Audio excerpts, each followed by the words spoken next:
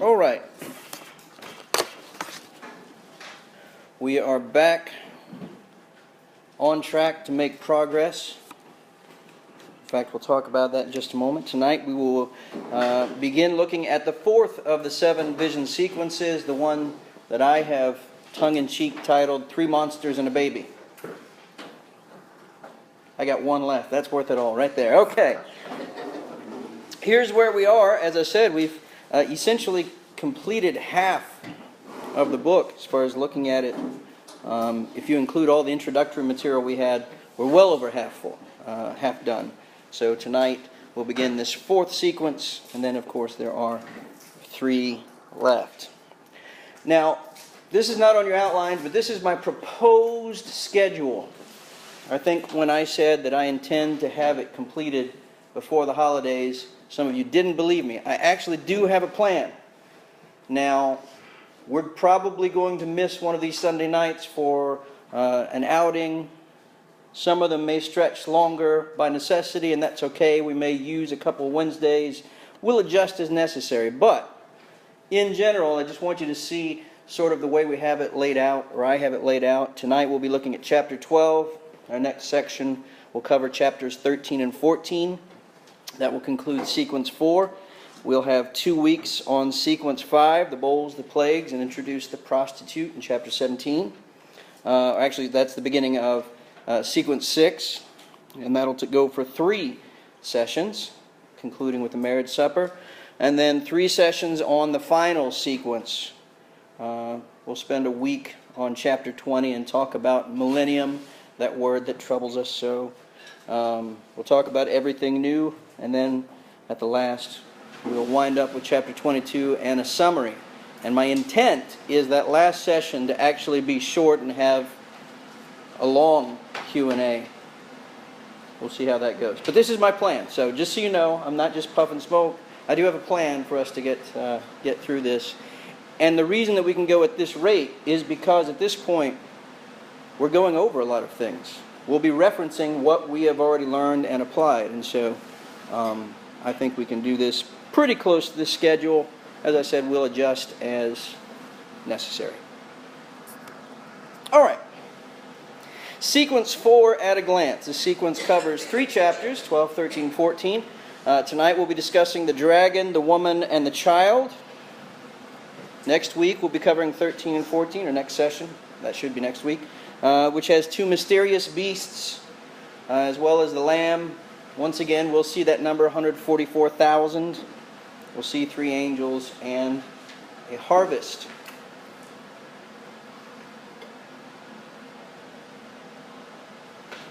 I will do my best to pause when I see people writing.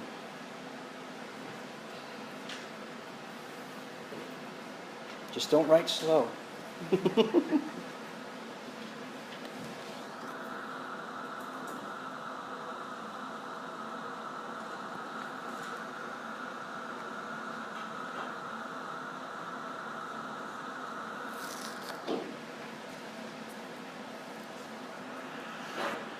So that gives you sort of a heads up about where we're going this week and next.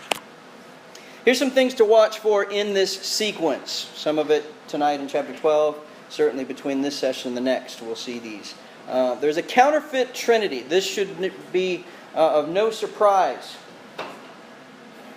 Our adversary has, from the beginning, tried to mimic God's movements, God's people, God's organization, God's blessing. So we will see a counterfeit trinity. We will see people getting marked. Some of you have been waiting for that. Some of you have been waiting 20 some odd sessions just to get to the mark of the beast. Well, there's more than one mark, and we'll talk about that. You should see some familiar numbers. We've been talking about numbers since we began this study, and there'll be more in this sequence. Also in this sequence, let's take a look at a certain duality. Here's what I mean by that.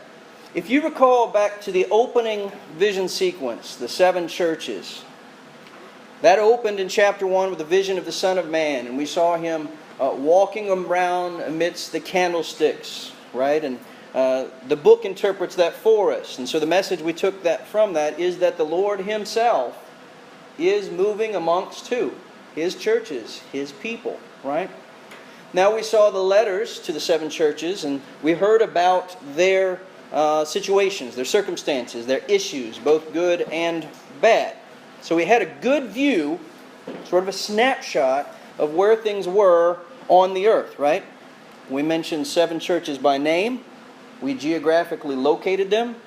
We talked about political struggles, military struggles. All that was conditions on the earth. Now we move to the second vision sequence, that of the 7 seals. And we start off with a vision of the throne room in heaven. And we start talking about how that judgment's being poured out is God's plan. How that it's unfolding from the conquest or the victory of Christ at the cross and subsequent resurrection. And I said at the time, one is an earthly view, one is a heavenly view, but as we go through these vision sequences, we're talking about the same allotment of time, right? So there's that duality.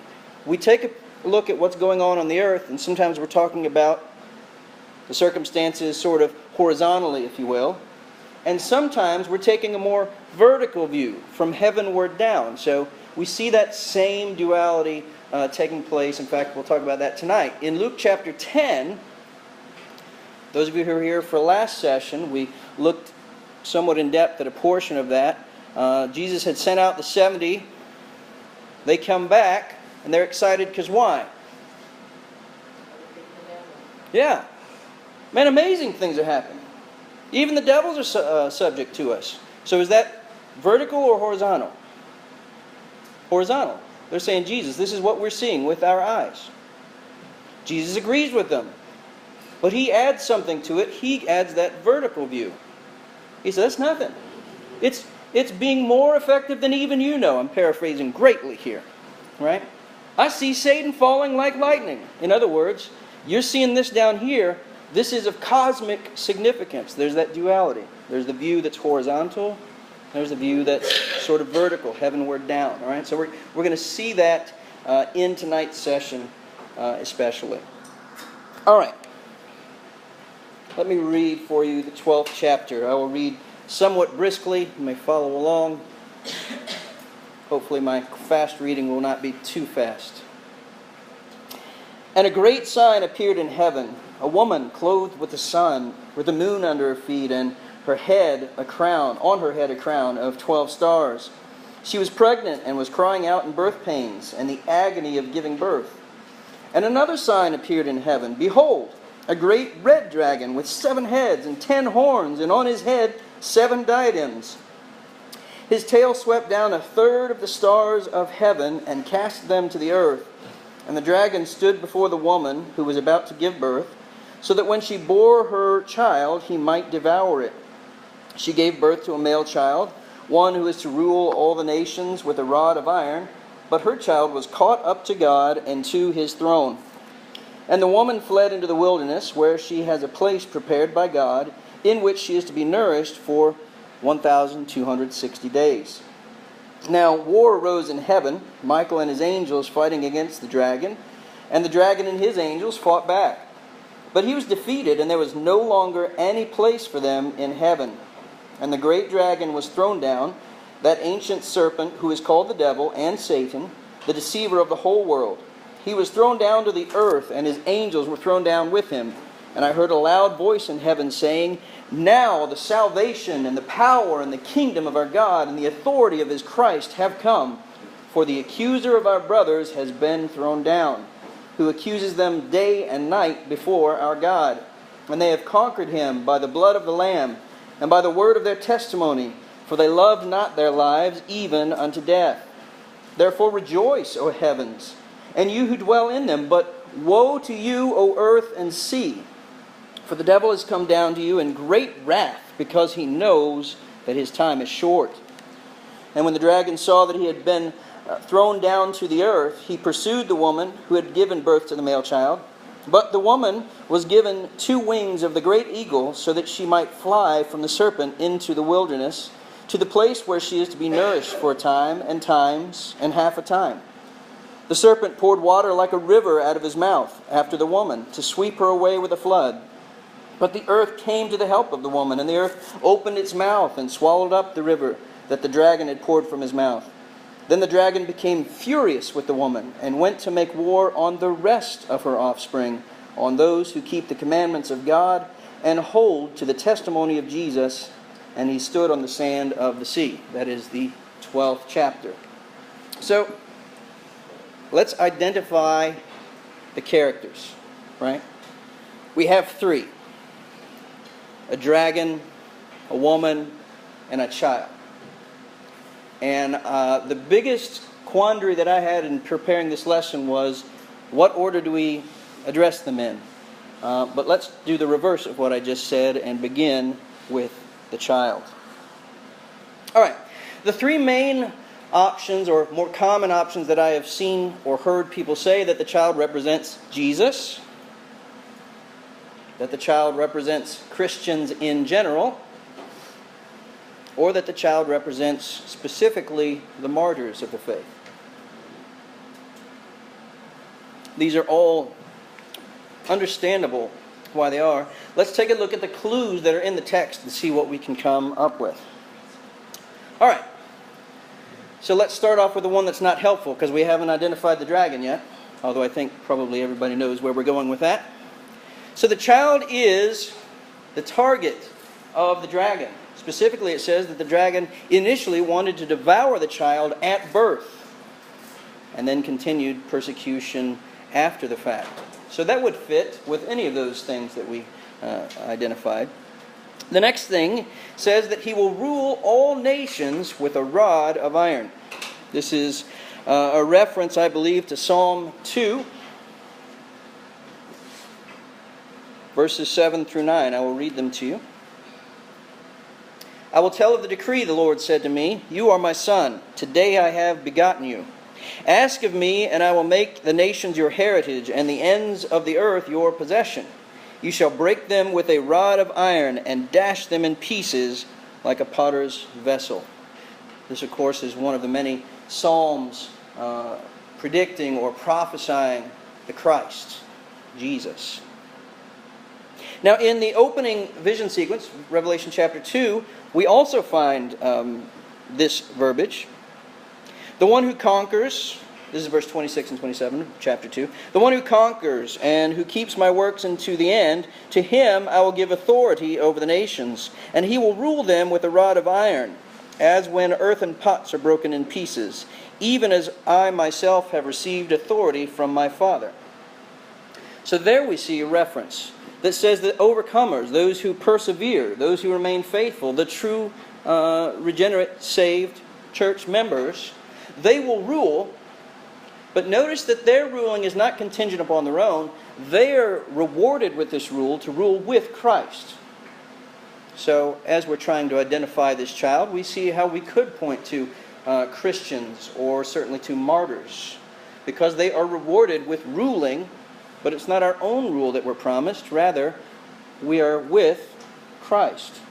It is Christ himself. It is the lion who is the lamb who is cohabitating, so to speak, the throne with the Father. We are invited because of him. All right, next clue. The Bible says that the dragon was there to devour the child, but what happened? Caught up to heaven. This could easily, or most clearly point to either specifically the resurrection of Christ, or again, I do see some parallel possible, that it talks about the fact that even faithful Christian martyrs whose bodies were destroyed, yet do they die? Jesus said, "Those who believe in me, though they die, live on." They're caught up to heaven. He's caught up to heaven and to his throne. So here we see this parallel going on. I'm going to say, before we finish this, I think it'll be perhaps already clear, I think this is primarily speaking of Christ. Although, again, we see many parallels, that shouldn't be a surprise to us. It is the life of Christ that we are granted. That's what everlasting life is. His righteousness and his life are credited to us. The life that we live forever is not our own life, so to speak. we get to experience, we get to join in because we are then in Christ. The way that the faithful Christians and the churches are promised to rule as a reward, it's not some sort of quasi-Mormon doctrine where you get to be God of your own world over there, No. It's being joined with Christ. So I think this is primarily of Him. The next clue is that He's born of the woman, who is the most famous baby born in the Bible. Jesus, born to Mary. It is said again, and I will grant, that the picture, starting in the Old Testament and certainly speaking to New Testament churches in the New Testament, that sinners are born of the travail of the church. I know many people sort of take that slant and say, not to credit salvation to the church, but when we as churches do what we ought and we preach the gospel and we labor in prayer, then because of those efforts, God rewards them in part by allowing us to see souls saved. I've heard that growing up all my life. Now here's where I think it becomes clear. Because up to this point, although I think it's a close parallel because we're associated with Christ, you kind of could go either way. But here's where I think people who lean towards the child being Christians in general, or Martin in specific, here's the step that I think that they miss. I think it brings it into focus for me, and that is that the child is the firstborn among other offspring. I've read some commentaries that seem to equate the child with the other offspring and say that the child became other offspring, but the text doesn't say that. It says there was a child, and then there were other offspring. Look at verse 17 in specific. All right? The dragon became furious with the woman and went off to make war on who? Yeah. The remnant, the rest, the others. It seems to me there's a clear delineation between the child and these others. I think that's linguistically there in the text. And of course we know that Paul in Romans 8 and verse 29 said, for those whom he foreknew, he also predestined to be conformed to the image of his Son, in order that he might be the firstborn among many brothers. It's one of many places. I never heard this growing up, but one of the things that I have in my adult Christian life really loved is the picture of Jesus as our elder brother. We are brought into the fold, right? He's the firstborn, the chief son among many children. So with that delineation, I think if we look at all the clues that are in the text, this is clearly speaking of Christ, right? Matches every one of these, and I think the delineation between the child and the other offspring, I think that's what clarifies us to say this is speaking of Christ. We can draw many parallels, but that's because we're united to Christ. Does that make sense? All right. Now the woman. If you have heard other ones, please feel free to add, but here are the pictures that I have heard people reference. That of Eve, that of Israel, that of Mary, and that of the church. Of course, if we start by identifying the child as Jesus, it would seem to narrow that down. I'm going to say there's a stronger parallel in this, and we need to hold this symbolism loosely, but we'll see how much of that you see with me. All right, let's jump into the clues in the text about who is this woman. So she's clothed with the sun. She has the moon under her feet, and she is crowned by 12 stars.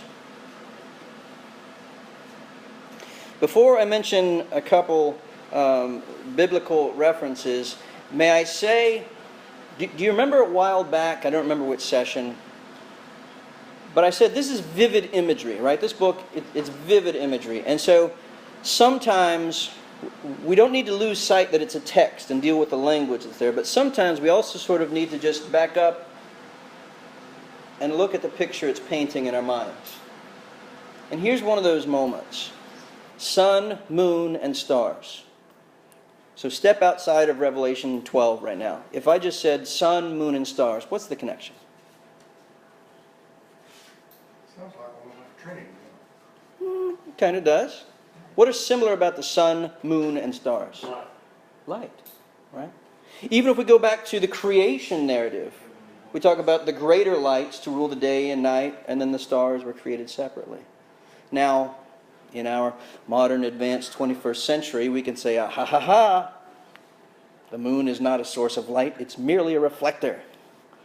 Right? Scientifically true, accurate. But in appearance, and in most of human literature throughout human history, we see the sun, we see the moon, those are the greater lights, which sort of again matches our creation narrative. Funny if you just let the Bible work together, it works really well. And then we see the stars as other points of light. Brilliance, reflecting and magnifying and showing forth, stepping back in to our biblical paradigm, the brilliance and the righteousness and the glories of God. This is a woman who is clothed with the sun. Now that makes no sense, right? What substance, much less creature, could be enveloped by the sun and maintain structure? None, because it burns too hotly. Unless you read comic books, and then there's certain mysterious metals that they find. But that's something else, right? So don't take that too literalistically, that she's clothed with the sun. But rather see that she is shining brilliantly. Sun, moon, and stars all drawn together. The apex and the point of God's creation, bringing Him glory through His human creation. All right, that said, and I think that's valid and that should be seen. And if we miss the sort of looking at the picture, we miss some of the brilliance of this book. But that said, now let's think about specific biblical references. I remember it brought to my mind Genesis chapter 37. There was a certain boy, and he had dreams.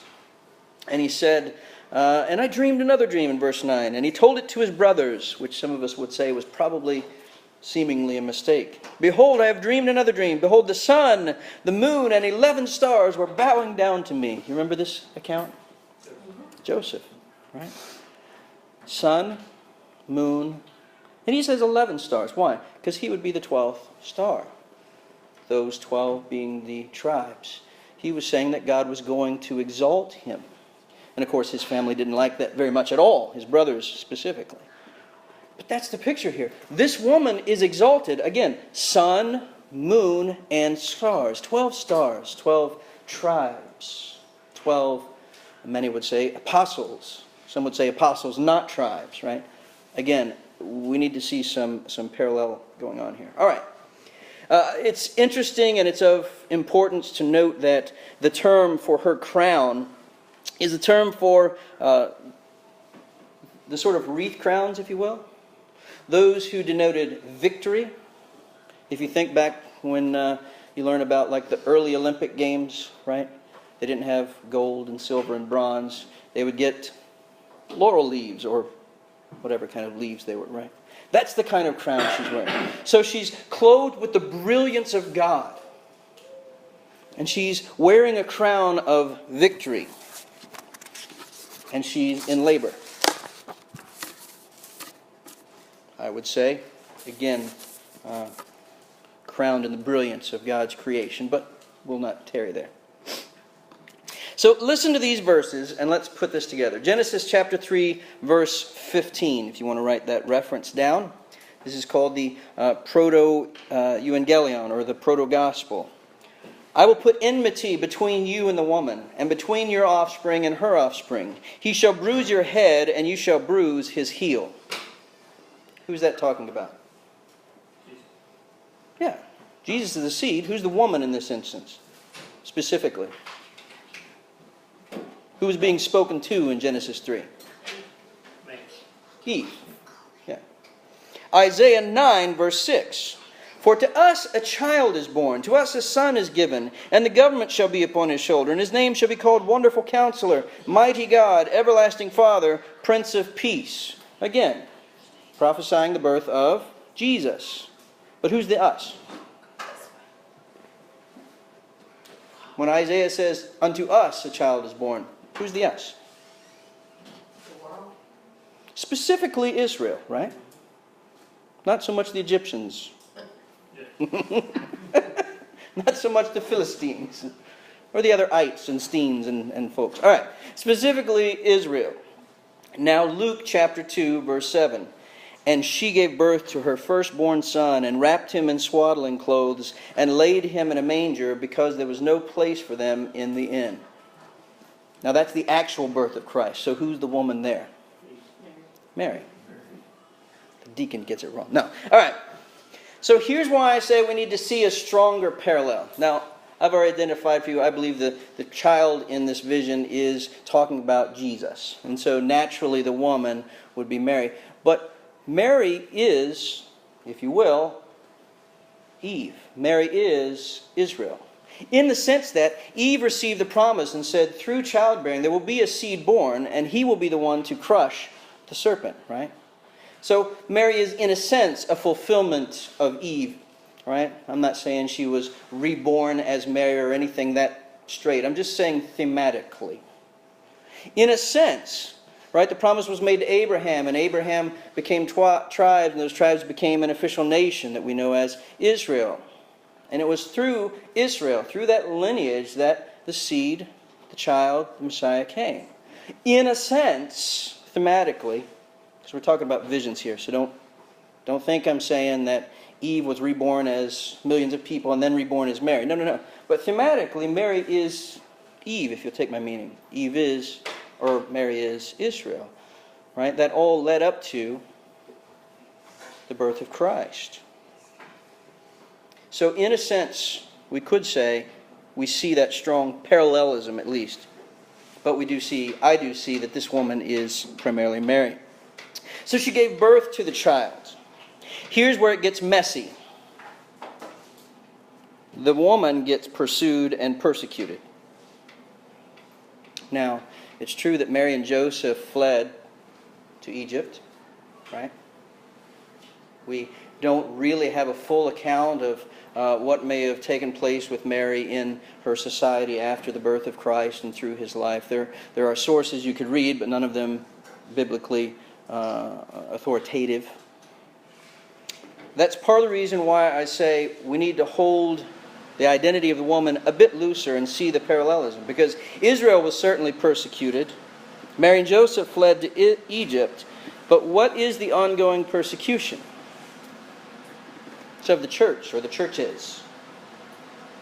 We see the woman as being persecuted. We see the woman as being prepared for and protected for periods of time. 1,260 days, time and half times, right? So, child Jesus, the woman, Mary, as Eve, as Israel, as the church, right? Just kind of, it's like when you ask a woman her age and she says something but she moves her hand over her mouth, right? No, in sincerity, we're dealing with visions and symbolism, so hold that one a bit loosely. And it's okay if the child is a bit loose as well, but I don't think you can make anything outside of primarily Christ work for you. While we're lingering there, while we're talking about that number, 1,260 days, we've seen that before. We've talked about that time period before. Anybody remember what we might have said about it? I mean, Daniel mentions it. We've already encountered it in the Revelation. It was. A time of persecution that is cut short, a time that is allotted. And so, essentially, that times and half the time, or 3.5 years, or 1,260 days, or 42 months? Am I right? I said that number wrong, I think, the last time. I'm saying that's symbolic of this time period that we're talking about between the first and second coming of Christ. So when we see that the woman was protected for 1,260 days, or for that time that I'm saying at least, is symbolic of the time between first and second coming of Christ, then we know that Mary didn't literally live for all this time. That's why I say, again, we have to kind of hold this one loosely. Hold it together, but hold it loosely. So is it Mary? Yes. Does it seem like it kind of shifts and starts to be the church? Yes. Does that make sense at all? It's kind of, that one's kind of hard. Hold it, but hold it loosely. All right. The dragon. Who knows where this came from, this image? Devil, named Yeah, the deviled ham. I don't know why. I got a kick out of seeing that guy every time my mom took me to the grocery store and when I was a kid. And for some reason or another, they had an ad campaign that produced this button, be a devil's advocate. So I stand before you tonight. I know many of you have accused me of being the devil's advocate many times before. Not as an advocate for the actual devil, but as an advocate that the dragon is the devil. Okay? Thank you for some of you laughing at my humor or attempt at it. All right. Who's this dragon? I don't know anybody who says anything but the devil. So I didn't even bother giving you. If you've heard of some, then feel free to share that. He's that ancient serpent. Right? We talked a little bit about his arc last week. How that he was working subversively against God and his causes way back. He's the one who accuses the brethren. Oh, by the way, I should point out when it says that in verse, is that 9? Yes. The great dragon is thrown down, that ancient serpent who's called the devil and Satan. You're wondering why is that so repetitious? Literally in the original text, it's diabolos, which is the Greek word for the devil, which translated the Old Testament word for Satan. And then they just sort of transliterated in Greek letters the sound of the word Satan, just to make it clear. Isn't it nice in a book steeped with symbolism to have something nailed down? No question, this is who it is. Here we have it. All right. That ancient serpent, who is Satan, who is the devil. All right. He accuses the brethren. If you were here last week, we went through the references in Job chapters 1 and 2 and Zechariah 3. We see Satan there presented as the prosecuting attorney, if you will. Originally, I said that was his intended purpose, and he took it too far and took it for evil means. But he is known as the accuser of the brethren from the beginning. All right. He has 7 heads, 10 horns, and 7 crowns. That's a lot. Of course, we know 7 should stick out to us, and it means complete, right? Fullness. The word that is translated crown here is quite different from the crown that the woman wore. This is a diadem. This is a royal, authoritative crown. This is what a king or a prince would have worn. Not given because of victory, given because of dominion and authority.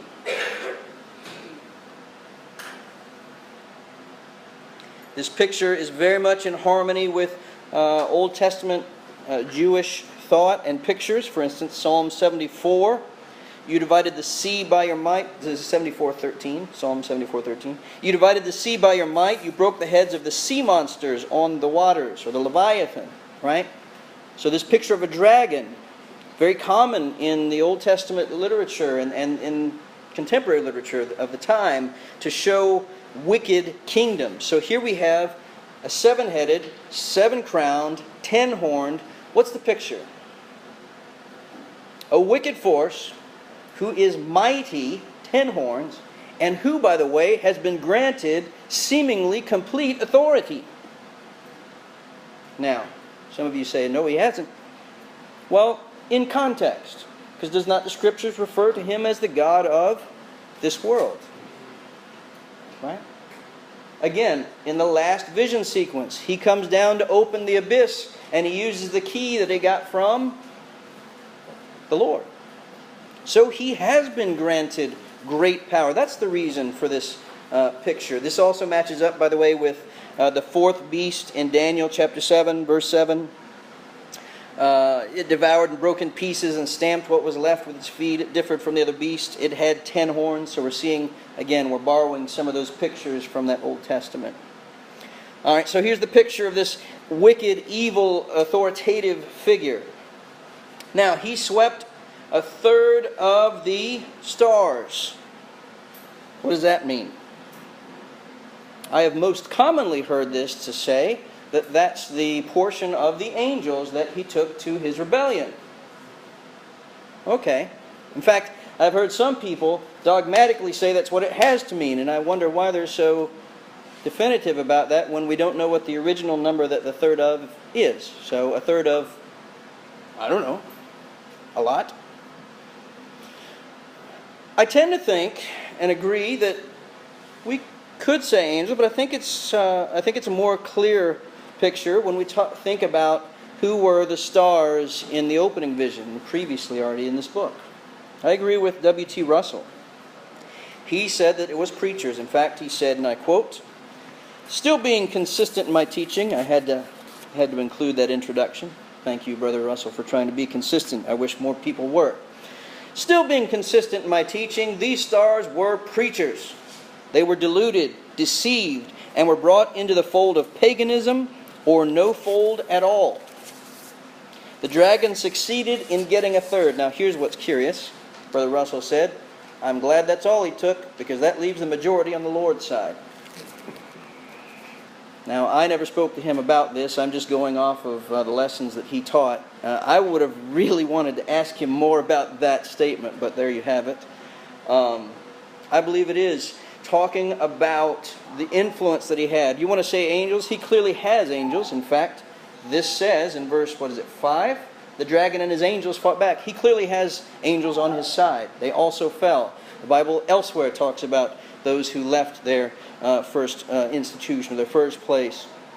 But I believe probably it's more talking about the fact that Satan has not only won heavenly creatures, but also influenced ministers of the gospel. Now, what does that mean? Does that mean they never were truly saved and yet they're in position? Could be. Does it also mean that somehow, through his influences, through his wiles, he has deceived truly sainted persons to be pawns in his game? Yeah. Frightening as that may be, absolutely. We should be very careful of preachers. Yes, you should be very careful of preachers, especially these preachers who have these wild ideas that you've never heard before. Right. Now, I mean, that is true. All right. I want to call a little bit of attention to that third part. So for all those folks who say it must be a third of the angels, and so God has 66.666% of the angels that he originally created, however many that is. Where have we seen that fraction, that number before? This is a book jam-packed with meaningful numbers. Where have we seen 1/3 before? Chapter 8. The second trumpet blast. The figure of 1/3 is an Old Testament reference to judgment. We can see that in places such as Ezekiel 5. For sake of time, I'm not turning there now. And it's also a denial of the totality. Right? Think about that. One of the recurring themes in this book is that we can and we should have trust in the Lord, who is sovereign over the affairs of mankind. Right? So, God destroyed the whole world in the book of Genesis. We can find very similar, almost exact that phrasing. And yet, how many souls were saved in the ark? 8. Right? So many times when we read about the judgment of God, we must understand it's always restrained, else there would be no remnant. So now that God is pouring out his judgments through the agents, if you will, of Satan himself and his demons, and though he has given him great authority, yet who's still in control? That's right. So whether you want to be thankful that the majority are still on the Lord's side with Brother Russell, however you want to look at that, do you know why it's only 1/3? And I'm not saying if we were to quantify how many preachers there have ever been, no, it's symbolic. But why is it just a portion? Is it because the devil and his minions are not powerful enough to overcome humans? No, it's because God is sovereign, period. Right? Yes, he gave the devil the keys to open up the pit. And yes, there is great destruction and great deceit going on. There's terrible things going on. And God allows. He's not the source of the evil, but He absolutely allows it. How long and how far does He allow it? Quite honestly, to the point of His choosing. How long did Noah have to prepare the ark?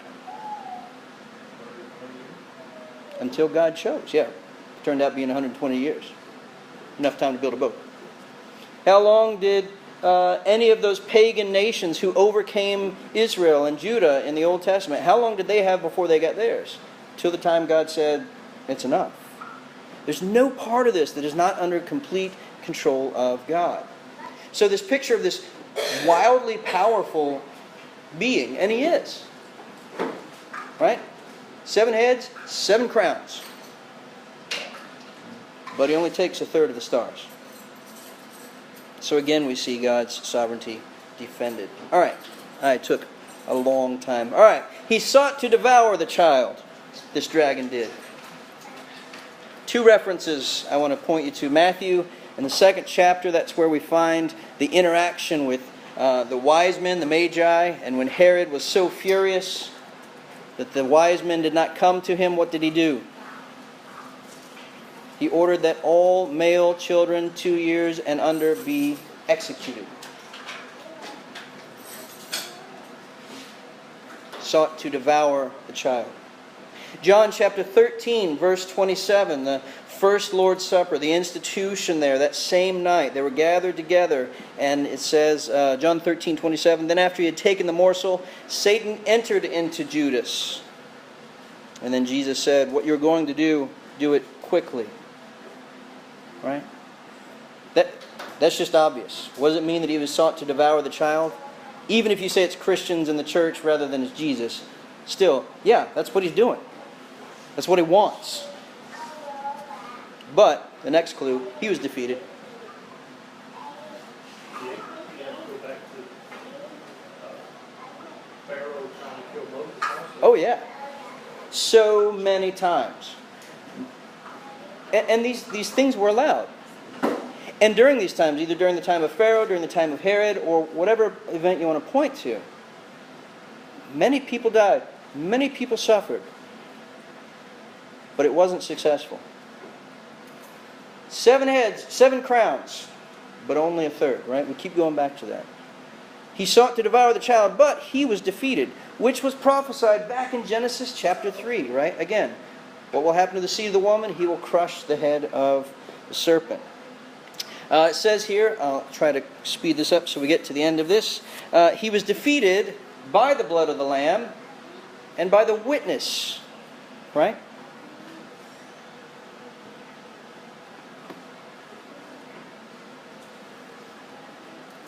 And they have conquered him, verse 11, by the blood of the Lamb and by the word of their testimony. For they loved not their lives even unto death.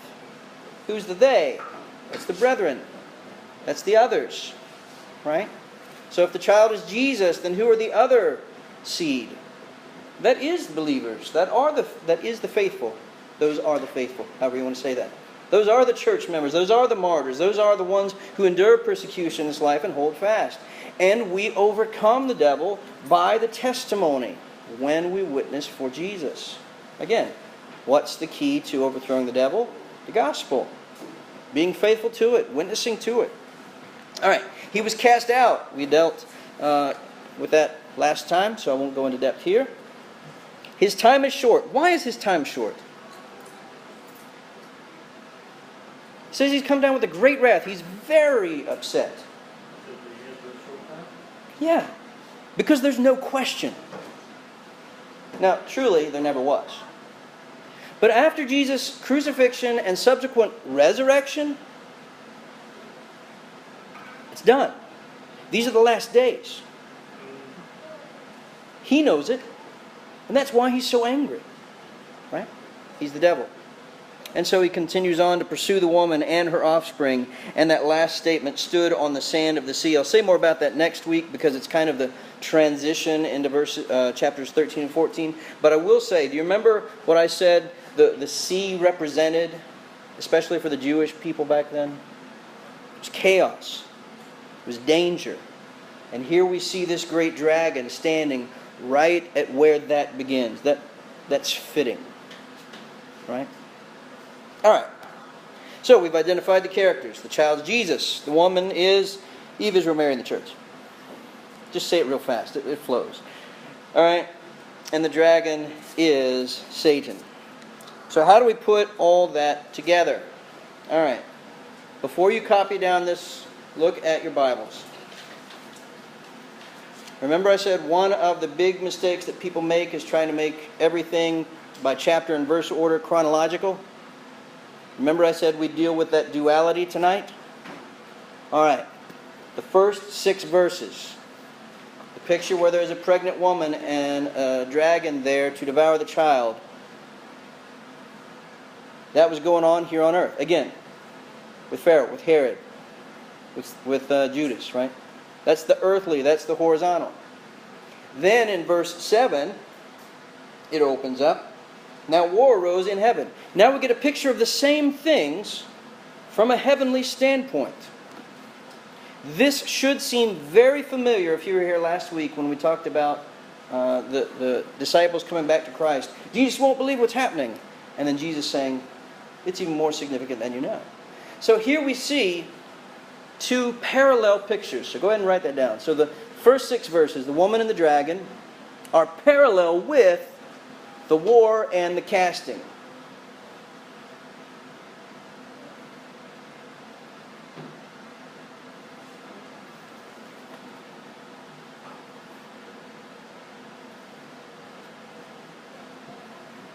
And then that's picked up in verse 13. Even though Brother Russell and I have some disagreements in this chapter, he essentially says the same thing that the context of verse 6 is picked up in verse 13. Why? Because it's a parallel.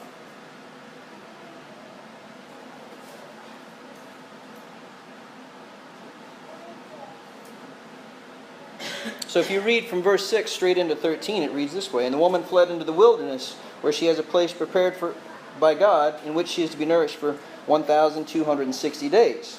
And when the dragon saw that he had been thrown down to the earth, he pursued the woman who had given... See, it flows.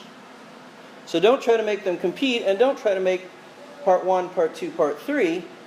You have these 2 parallel accounts. It's the horizontal and it's the vertical. It's the duality. It's the same way, again, we read back in the book of Acts, Saul, who was persecuting churches, and Jesus said, why are you persecuting me? Right? Jesus identifies with his church. There's what's going on here, there's what's going on from a heavenly view. This is how we put this chapter together, and it reads perfectly in harmony.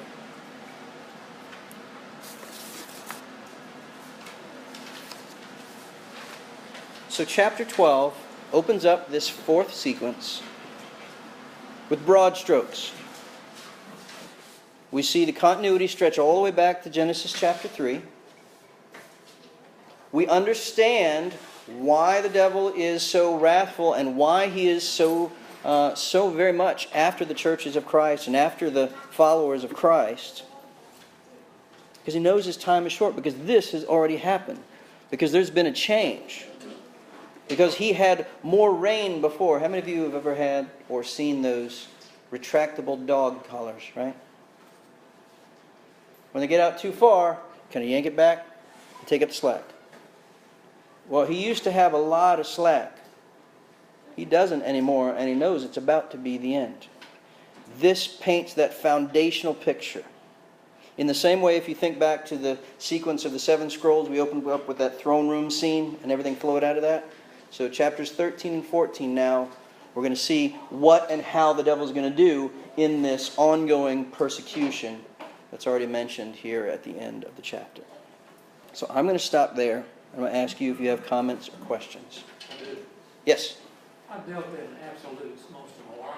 Oh, that's terrible. And I don't know that this, so I don't know if this makes any difference in it at all, but is there a path that leads to the belief that the stars are creatures, maybe rather than a church or churches? Say that again. I think I'm going to answer you correctly, but I want to make sure. Is there a path that leads to the thought that the stars are creatures, maybe rather than churches? Yes. Or something else? So I mean, that's not just an obviously, that can be just an arbitrary pick. no, but if we go back to chapter 1,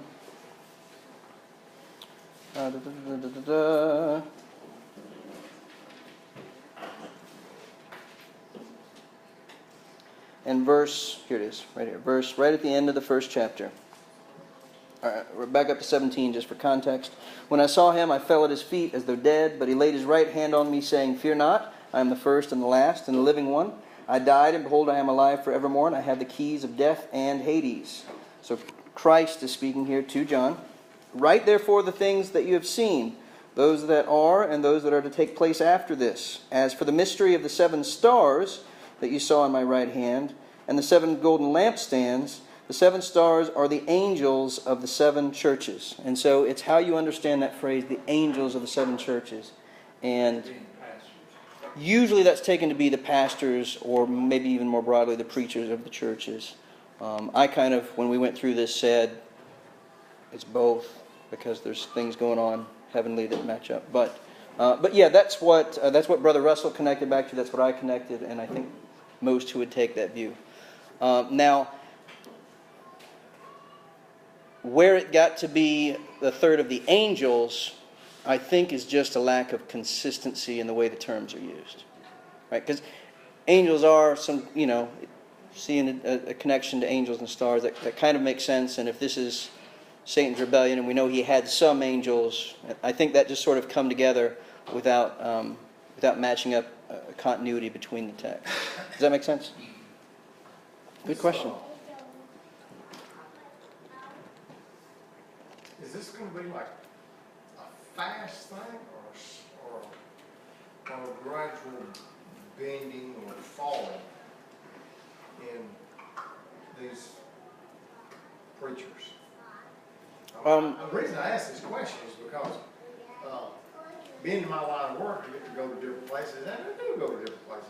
And some of the places I go to visit is like plumb bizarre. And I'm thinking, where did they get this? This is nowhere close to the gospel. And So, what we can gather just from what we see around us, from reading church history, etc., things don't happen overnight, right? There's the seed of doubt or the seed of misunderstanding, whatever that's planted, and it grows over time. Now, the picture here is given of a violent and sudden casting down. And again, I'll refer to Brother Russell. If you haven't listened to or read through, it's clear he and I disagree on some points, but I recommend you reading it. He did some good work. And he talked about how everyone had certainly seen, and I don't remember if he says a crocodile or a gator, but he talks about the strength of their tail and how that they knock down prey oftentimes. And so he uses that as an illustration of what's being pictured here, and I think he's right. But as far as how does it actually work out in the lives of individuals, most of the time it's over time. People are worn down. They become frustrated by one thing or another, or confused. And it's like that old saying that those of you in aeronautics maybe, that your attitude, meaning which way an aircraft is pointing up or down, affects your altitude, right?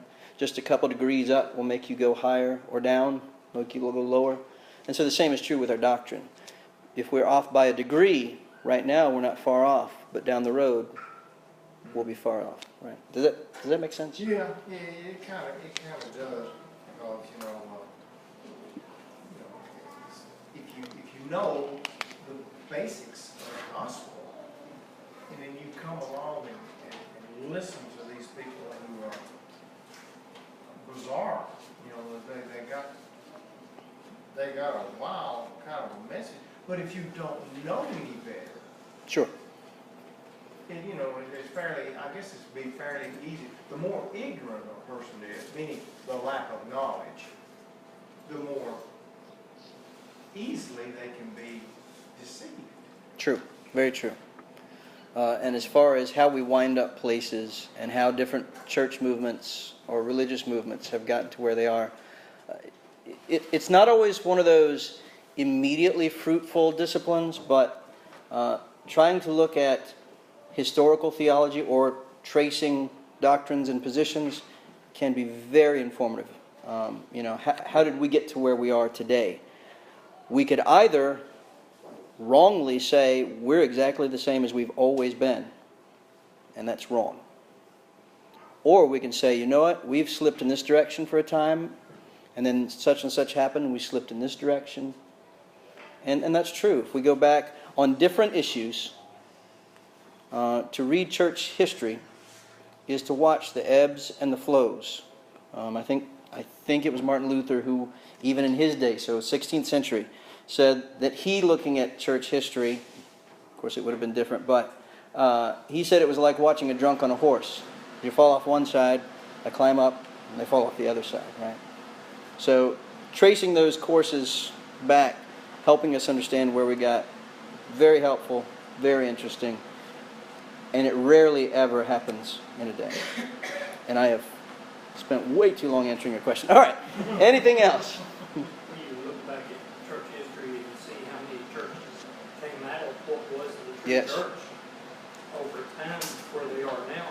And it shows it's a slow process. Very true. Very true. It's kind of like the saying, as a twig is bent, so grows a tree. Yes. Anything else? If not, thank you for your attention. I'll stop the recordings, and when we come back, we'll be looking at chapters 13 and 14.